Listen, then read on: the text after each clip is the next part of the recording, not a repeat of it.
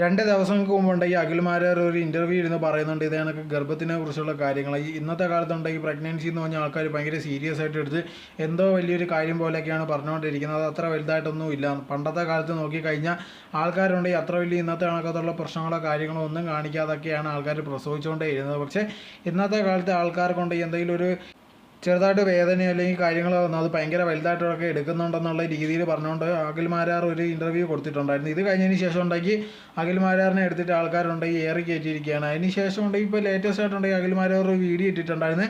താൻ ഉദ്ദേശിച്ചത് അങ്ങനത്തെ ഉള്ള കാര്യങ്ങളൊന്നുമില്ല, ബാക്കിയുള്ളവർ താൻ പറഞ്ഞതുണ്ടെങ്കിൽ തെറ്റിദ്ധരിച്ചിരിക്കുകയാണ്. ഇന്നത്തെ കാലത്തുണ്ടെങ്കിൽ ഇത് കണക്ക് ഹോസ്പിറ്റലുണ്ടെങ്കിൽ ഇത് മുതലെടുത്തിട്ട് ഒരുപാട് കാര്യങ്ങൾ ചെയ്യുന്നുണ്ട്. അതിനെക്കുറിച്ചുള്ള കാര്യങ്ങളാണ് താൻ പറഞ്ഞത്, അതല്ലാതെ വേറെ ഒന്നുമല്ല. ഇതിനെപ്പറ്റിയുള്ള കാര്യങ്ങളുണ്ടെങ്കിൽ ഹോസ്പിറ്റലിൽ എന്തൊക്കെയാണ് നടക്കുന്നത് അല്ലെങ്കിൽ അവർ ഇതിനെ വെച്ച് എങ്ങനെയാണ് മുതലെടുക്കുന്നതെന്നുള്ളൊരു കാര്യം നിങ്ങൾക്ക് മനസ്സിലാവുന്നില്ല. അതുകൊണ്ടാണ് ഞാൻ ഇതിനെപ്പറ്റി പറഞ്ഞത്. പക്ഷേ ആൾക്കാരുണ്ടെങ്കിൽ അത് തിരിച്ച് വേറൊരു രീതിയിലാക്കി. താനുണ്ടെങ്കിൽ അങ്ങനത്തെ ഉള്ളൊരു കാര്യം ഉദ്ദേശിച്ചല്ല പറഞ്ഞത്. അതുണ്ടെങ്കിൽ ആൾക്കാർ തെറ്റിദ്ധരിച്ചിരിക്കുക എന്നുള്ള രീതിയിലായിരുന്നു അഖിൽമാരാർ പറഞ്ഞിട്ടുണ്ടായിരുന്നത്.